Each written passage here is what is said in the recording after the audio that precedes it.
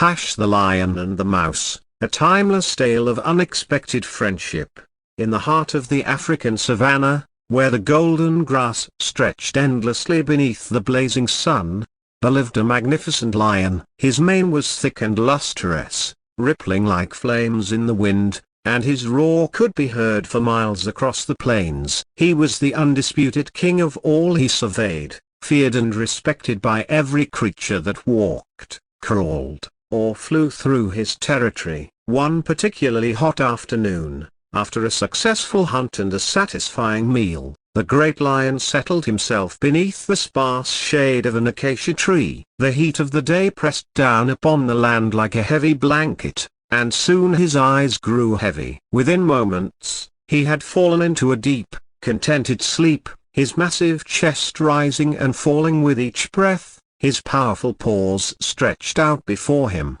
As the lion slept, a tiny field mouse emerged from a nearby burrow, her whiskers twitching as she searched for seeds and insects among the dry grass. She was so focused on her foraging that she failed to notice the enormous predator lying in her path. In her haste and distraction, she scurried directly up the lion's leg, across his broad back, and down his tawny flank. The sensation of tiny feet tickling his fur instantly roused the lion from his slumber. With reflexes as quick as lightning, his massive paw shot out and pinned the terrified mouse to the ground. The lion's eyes blazed with anger at having his rest disturbed, and he opened his great jaws, ready to end the mouse's life with a single bite.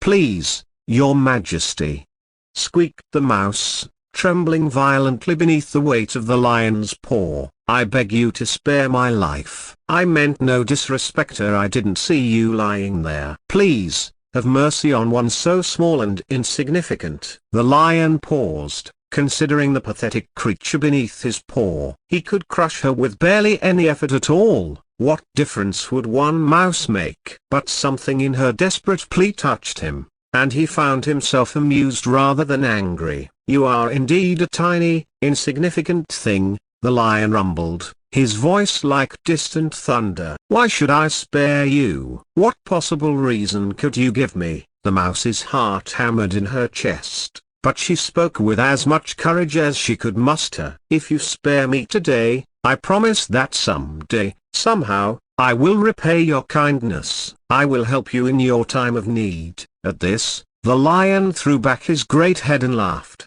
a sound that echoed across the savanna and sent birds fleeing from their perches. "You, help me?"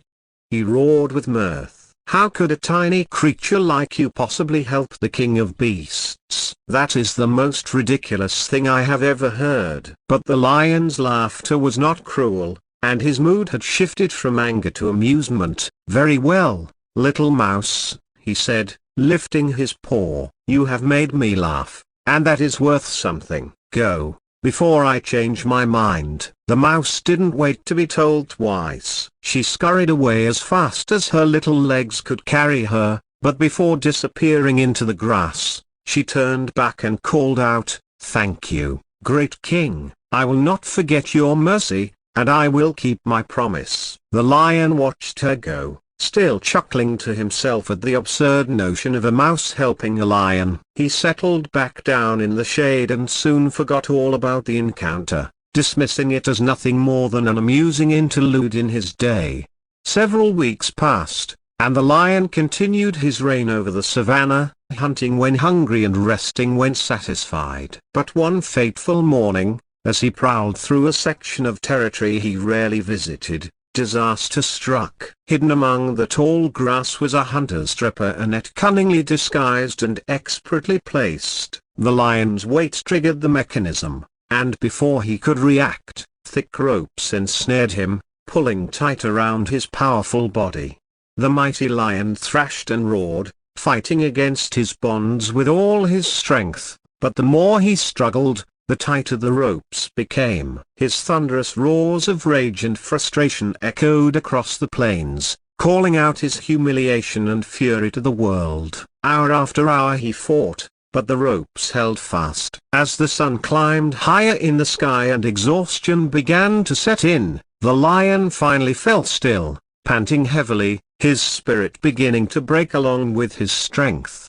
From her burrow nearly a mile away, the little mouse heard the lion's desperate roars. She recognized that mighty voice immediately. It was the same lion who had shown her mercy all those weeks ago. Without hesitation, she raced across the savannah toward the sound, her tiny heart filled with determination. When she reached the trapped lion, she assessed the situation quickly. "Don't worry, Your Majesty," she squeaked. "I told you I would repay your kindness, and now I shall." The lion, delirious with exhaustion and despair, barely registered her presence. But then he felt the sensation of tiny teeth working at the ropes that bound him. The mouse gnawed and chewed with tireless dedication, her sharp little teeth perfectly suited for the task. Strand by strand, fiber by fiber, she worked through the thick ropes. Hours passed, but she never stopped, never wavered. Finally,